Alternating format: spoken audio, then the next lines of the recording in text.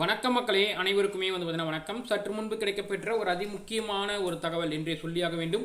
என்ன தகவல் அப்படின்றத பார்க்கறதுக்கு முன்னாடி நீங்கள் இப்போ நம்ம சேனலுடைய புதிய பார்வையாளராக இருந்தீர்கள் என்றால் மறக்காமல் நம்மளோட சேனலை சப்ஸ்கிரைப் செய்து கொள்ளுங்கள். வாங்க வீடியோக்குள்ளே போகலாம். அதாவது தற்பொழுது பார்த்தீங்கன்னா தமிழக மாநிலங்களவைக்கான தேர்தல் தேதி அறிவிக்கப்பட்டிருக்கக்கூடிய சூழலில் தற்பொழுது ஒரு பெரிய தகவல் ஒன்று வெளியாகி இருக்கிறது. அதாவது தமிழக பாஜகவின் முன்னாள் தலைவராக இருந்த அண்ணாமலை பார்த்தீங்கன்னா இதற்கு போவதற்கான வாய்ப்பு இருப்பதாக சொல்றாங்க. அதை பற்றி தான் நம்ம இன்னைக்கு இந்த வீடியோவில் தெள்ள தெளிவாக பார்க்க இருக்கிறோம். வாங்க வீடியோக்குள்ள போகலாம்.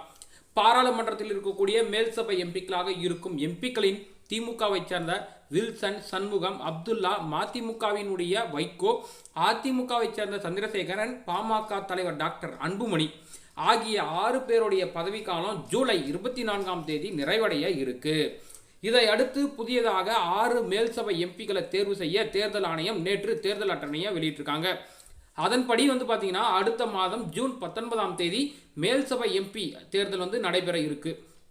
இதற்கான வேட்புமனு தாக்கல் ஜூன் 2ஆம் தேதியும் தொடங்க உள்ளது. இதையொட்டி திமுக, அதிமுகவின் மேல்சபை எம்பிக்களின் பதவிக்கான வேட்பாளர்களை தேர்வு செய்யும் பணி தொடங்கியிருக்கு.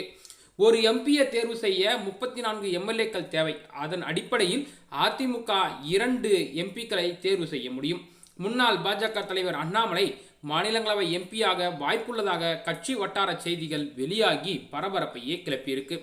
இந்த நிலையில தான் அதிமுகவிடம் மாநிலங்களவை சீட்டு கேட்பீர்களா என நம்முடைய செய்தியாளர்கள் எழுப்பிய கேள்விற்கு பாஜக தலைவர் நாகேந்திரன் என்ன பதில் அளிச்சிருக்கிறார்னா, மாநிலங்களவை தேர்தல் என்பது தேர்தல் கூட்டணி இது மாதிரியான விஷயங்கள் எல்லாம் பாஜக தலைமை தான் முடிவு செய்யும். எங்களிடம் 4 எம்எல்ஏக்கள் உள்ளனர். தற்பொழுது கூட்டணியில் இருக்கின்றோம். அதிமுகவுக்கு ஆதரவு என தலைமை கூறினால் அதிமுகவுக்கு ஆதரவு கொடுப்போம் என நழுவி இருக்கிறாரு நம்ம நாகேந்திரன் அவர்கள். அண்ணாமலையோடைய இந்த பதவி கிடைக்கும் பட்சத்தில் அண்ணாமலை என்ன செய்ய போகிறார் என்ற கேள்வி வலுவாக எழுந்திருக்கிறது. காரணம் என்னவென்று கேட்டால் அதிமுகவுடன் சற்றும் கூட்டணி விரும்பாத நம்முடைய அண்ணாமலை தற்பொழுது அதிமுகவுடைய எம்எல்ஏக்களின் ஓட்டுக்களை வாங்கி மாநிலங்களவைக்கு செல்வது ஏற்றுக்கொள்வாரா என்பது கேள்விக்குறியாக உள்ளது. பார்க்கலாம், அண்ணாமலை மீண்டும் அதிமுக உதவியுடன் மாநிலங்களவைக்கு செல்வாரா என்பதை.